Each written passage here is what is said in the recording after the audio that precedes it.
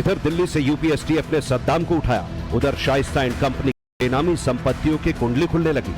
अतीक शाइस्ता के तमाम राज एक के बाद एक फिर से सामने आने लगे हैं, यानी मैसेज क्लियर है। प्रयागराज में अतीक शाइस्ता की कई अवैध संपत्तियों का पता चला है।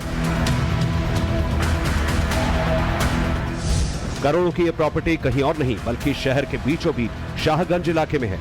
इसमें कई साल से बंगाल होटल बना हुआ है। बंगाल होटल में अतीक की हिस्सेदारी के सबूत मिले हैं। प्रशासन ने होटल समेत करोड़ों की संपत्तियों को कुर्क करने की तैयारी कर ली है। बंगाल होटल काटजू रोड मिनहाजपुर में मेन रोड से सटी एक बड़ी इमारत है। पूरी प्रॉपर्टी की कीमत करीब 10 करोड़ रुपए बताई जा रही है। होटल के पास 200 वर्ग गज जमीन भी शाइस्ता परवीन के नाम पर है। अतीक अहमद ने करोड़ों की जमीन को जबरन पत्नी शाइस्ता के नाम पर करा लिया था। विभाग के अधिकारी आए थे, उससे मिले जानकारी ली कि आपके हिस्से करने से मैंने बताया तो खरीदे नहीं है, हमारा पैतृक सीमा से है और अब बंटवारा हो गया है। जो हमारे हिस्से का पेपर है वो मैंने उनको दिखा दिया। बंगाल होटल की बिल्डिंग को लेकर अतीक और उसके परिवार पर कई बार गंभीर आरोप लगे। 2008 में भी बंगाल होटल के 2 हिस्सों में कुर्की की कार्रवाई की गई थी। जांच में साफ हो गया कि माफिया ने इस इमारत पर जबरन कब्जा किया था। ये सामने आए हैं कि इसमें कहीं ना कहीं माफिया अतीक अहमद की भी जो हिस्सेदारी है, जिसके साथ ही साथ माफिया अतीक अहमद का इस होटल के ही कुछ थोड़ी दूर पे ही बताया जा रहा है कि 200 वर्ग गज की जो जमीन है उसकी बेगम शाइस्ता परवीन के नाम पर है। यानी कि लगातार एक के बाद एक खुलासे हो रहे हैं, जिसके बाद ये चौंकाने वाला खुलासा हुआ है कि माफिया अतीक अहमद का अब इस बंगाल होटल में भी हिस्सेदारी है, जिसको अब पुलिस गैंगस्टर एक्ट के तहत इसको कुर्क करेगी और इसके साथ ही तमाम उन प्रॉपर्टी बेनामी प्रॉपर्टियों को भी पता लगाएगी जिसमें माफिया अतीक अहमद का पैसा लगा हुआ है। तो कहा जा सकता है कि एक के बाद एक बड़े खुलासे हो रहे हैं और पुलिस की ये बड़ी कार्रवाई मानी जा रही है। अतीक की पत्नी शाइस्ता परवीन फरार है। उस पर 50,000 का इनाम है, लेकिन अब उसके कुनबे की कमजोर कड़ियां जुड़ने लगी हैं। पिछले कुछ दिन से प्रशासन के हाथ खाली थे, लेकिन सद्दाम की गिरफ्तारी के साथ एसटीएफ फिर से एक्टिव हो चुकी है, क्योंकि सद्दाम के रूप में यूपी एसटीएफ को हाथ लग चुका है अतीक शाइस्ता एंड कंपनी का बड़ा राजदार। सद्दाम एक एक कर शाइस्ता और उसके तमाम गुर्गों के गहरे राज उगल रहा है। उनके ठिकानों की लोकेशन पुलिस को बता रहा है। यानी शाइस्ता और जैनब फातिमा गैंग के बीच दुश्मनी की जो खबरें चल रही थी, उसका पक्का सबूत है सद्दाम। क्या सद्दाम शाइस्ता और गुड्डू मुस्लिम को पकड़वाएगा और 1100 करोड़ की प्रॉपर्टी के झगड़े में बहन जैनब का रास्ता क्लियर करेगा? उमेश पाल मर्डर केस में अशरफ के साले सद्दाम की गिरफ्तारी के बाद अगला नंबर अब किसका है? वैसे तो इस केस से जुड़े हुए कई ऐसे किरदार हैं जो अभी भी फरार चल रहे हैं, लेकिन जिसकी सबसे अधिक सरगर्मी से पुलिस को तलाश है वो है 2 लेडी माफिया। अतीक अहमद की पत्नी शाइस्ता परवीन और उसकी देवरानी जैनब फातिमा की गिरफ्तारी के लिए पुलिस ने जाल बिछा दिया है। सूत्र ये बता रहे हैं कि कभी भी इन दोनों को लेकर बड़ी खबर आ सकती है। ये सवाल सद्दाम की गिरफ्तारी वाली तस्वीरों से भी उठ रहा है। एसटीएफ की गिरफ्त में सद्दाम के चेहरे पर कोई शिकन या डर नहीं। ऐसे में सवाल ये है, क्या शाइस्ता और गुड्डू मुस्लिम की फरारी के दिन पूरे होने वाले हैं? क्या अपने परिवार और बहन जैनब को बचाने के लिए सद्दाम शाइस्ता के पूरे गैंग के राज एसटीएफ के सामने खोल देगा? 1 लाख के इनामी सद्दाम की गिरफ्तारी के बाद अगला नंबर किसका है?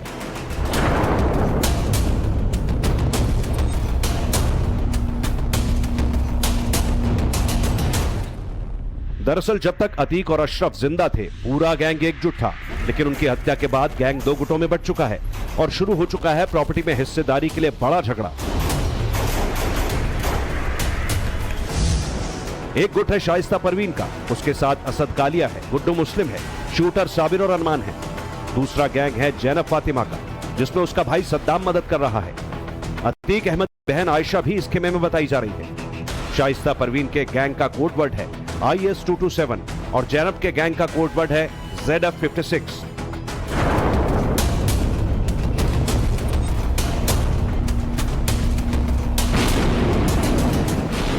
दावा किया गया है कि देवरानी और जेठानी एक दूसरे को फूटी आंखों नहीं देखना चाहती।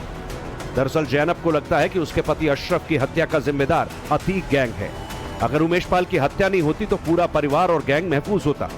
उमेश पाल शूटआउट के बाद प्रयागराज कोर्ट आई जैनब बार बार यही कहती नजर आई कि उसका पति अशरफ और भाई सद्दाम बिल्कुल बेकसूर हैं। मेरे भाई और मेरे शौहर को फर्जी फंसाया गया, वो लोग इस केस में नहीं थे और बार बार पुलिस उन्हीं लोगों का नाम ले रही है। ये तो बिल्कुल गलत है। मेरी माँ की तबीयत खराब चल रही थी, सद्दाम उसी में लगा था अम्मी की देखभाल करने के लिए, हॉस्पिटल में एडमिट किया था अम्मी को और 4-5 महीने से वहाँ गया भी नहीं बरेली। जाहिर है शाइस्ता परवीन और जैनब फातिमा के बीच जंग बहुत तेज हो चुकी है। ये फाइट इस हद तक आगे बढ़ चुकी है कि गैंग वॉर के आसार बढ़ गए हैं। अशरफ की पत्नी जैनब फातिमा किसी भी कीमत पर गॉड मदर कही जाने वाली शाइस्ता परवीन के आगे झुकने को तैयार नहीं। वो करोड़ों के साम्राज्य को लेकर अपने गुर्गों को पहले ही सक्रिय कर चुकी है। जाहिर है अब माफिया फैमिली के लोग खुद अपनों के टारगेट में हैं। अतीक गैंग में वर्चस्व की इस लड़ाई का खुलासा पिछले दिनों फोन कॉल डिटेल से भी हुआ। अतीक और अशरफ गैंग के सदस्यों के इंटरसेप्ट की गई कॉल से गैंगवार की चौंकाने वाली जानकारी पुलिस के हाथ लगी। बड़ा सवाल ये है, देवरानी जेठानी यानी शाइस्ता और जैनब के बीच लड़ाई कब और क्यों शुरू हुई? क्या 11,000 करोड़ की संपत्ति एकमात्र वजह है जिसकी वजह से अतीक फैमिली में तलवार खिंच गई? दावा यह है कि इस लड़ाई की पृष्ठभूमि साल 2013 में लिखी गई, लेकिन अतीक और अशरफ की हत्या के बाद लड़ाई और ज्यादा चौड़ी हो गई। अब सद्दाम की गिरफ्तारी के बाद ये लड़ाई किधर जाएगी, ये बड़ा सवाल है। राज्य में आप लोग नहीं गए थे, क्या कहना, आप कुछ कहना चाहिए? वो हम दे देंगे तुमको। मेन बात ये है राज्य में आप लोग नहीं गए थे, क्या कहना, आप कुछ कहना चाहिए? वो हम दे देंगे तुमको। मेन बात ये है मौत से कुछ दिन पहले अशरफ अहमद ने जब ये बात कही थी तो सबसे ज्यादा परेशान हुई थी उसकी पत्नी जैनब फातिमा, क्योंकि अतीक फैमिली में शाइस्ता की चलती थी, जैनब की सुनी नहीं जाती थी। रंगदारी और वसूली का जो पैसा आता था उसका हिसाब किताब शाइस्ता के पास रहता था, जैनब को कोई खबर नहीं दी जाती थी। और फिर जब अतीक और अशरफ की मौत हो गई तो जैनब ने अपने पति की हत्या के लिए जिम्मेदार शाइस्ता और उसके बेटों को ठहराया, क्योंकि वो नहीं चाहती थी कि जब तक योगी यूपी के मुख्यमंत्री हैं तब तक कोई ऐसा बड़ा कदम उठाया जाए। जैनब फातिमा ने उमेश पाल हत्याकांड के बाद खुलकर अपने भाई और मायके पक्ष का बचाव भी किया था। भाई और मेरे शौहर को फर्जी फंसाया गया, वो लोग इस केस में नहीं थे।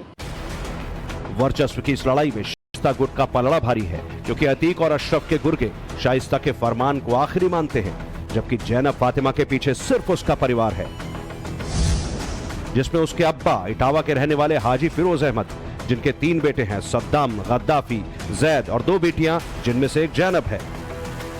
माफिया फैमिली की रार को सद्दाम ने ही और ज्यादा बढ़ा दिया। दरअसल वो चाहता है कि अशरफ ने अपने बलबूते जो आर्थिक साम्राज्य खड़ा किया उसका बड़ा हिस्सा जैनब फातिमा को मिले, न कि शाइस्ता को, क्योंकि अतीक के 4 बेटे बचे हैं, जिनमें से 2 जेल में बंद हैं और 2 नाबालिग हैं, जबकि अशरफ के 2 बच्चे हैं, दोनों ही बेटियां हैं। सद्दाम की प्लानिंग यही है कि माफिया ब्रदर्स ने जो पैसा उसके जरिए प्रॉपर्टी में इन्वेस्ट किया वो किसी और के हाथ न लगे। इसी के चलते जैनब ने भी अपने खास गुर्गों को पिछले दिनों ही एक्टिव कर दिया था। सद्दाम की गिरफ्तारी के बाद शाइस्ता गुट की टेंशन और बढ़ गई है, क्योंकि उसे माफिया गैंग का हर राज पता है। अशरफ के बारे में कहा जाता है कि वो बोलने में कम और गोलियां चलाने में ज्यादा यकीन करता था, इसीलिए उसके संपर्क में कई बड़े शूटर रहे हैं जो यंग भी थे और शार्प भी। IS 227 में करीब 150 गुर्गे बताए जाते हैं। हालांकि इस वक्त 40 से 45 सदस्य ही सक्रिय हैं।